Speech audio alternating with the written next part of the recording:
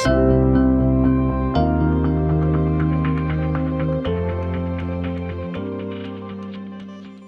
Emil here again from Performance by Design with another session today called the Player-Coach Syndrome. One of the interesting paradigms that we see that's different from sport to corporate teams is that in sport, coaches cannot run onto the field and take kicks or passes for their players. Yet, in the corporate space, that line is blurred. We see leaders, and I was very guilty when I used to run with other companies of doing this. Running onto the field, taking the work off of the staff because there wasn't enough time, I wanted it done my way, all these other excuses, okay?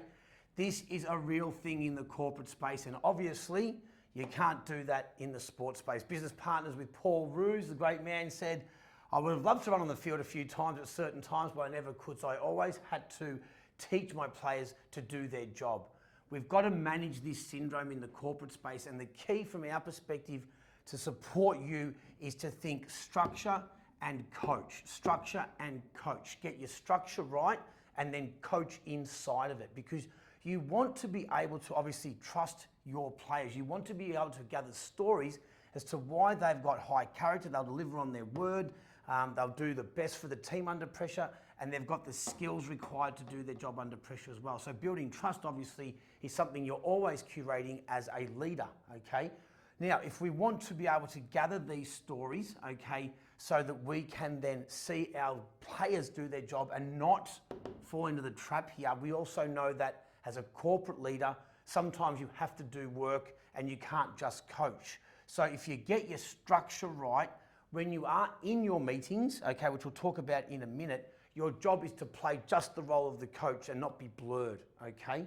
A really good book you may want to consider, especially if you're relatively new to business or your team's around, say, 10 to 30 people, is the E-Myth, Michael E. Gerber. It's a great book around setting up your actual business structure so that you can sort of manage this player-coach syndrome.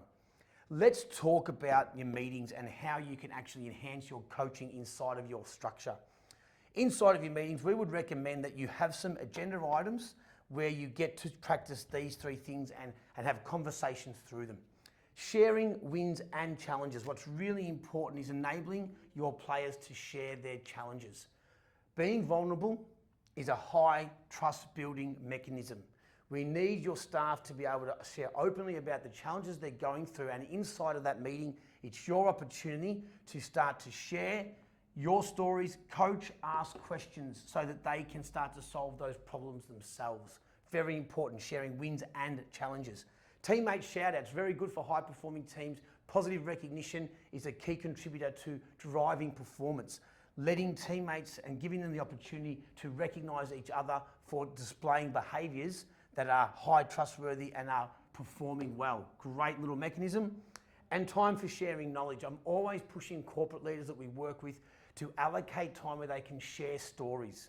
Just come in, rumble on a bit of a thing that you've gone through over your career, let your staff ask questions, and that way you're going to influence and empower, which is a big part of your job, okay?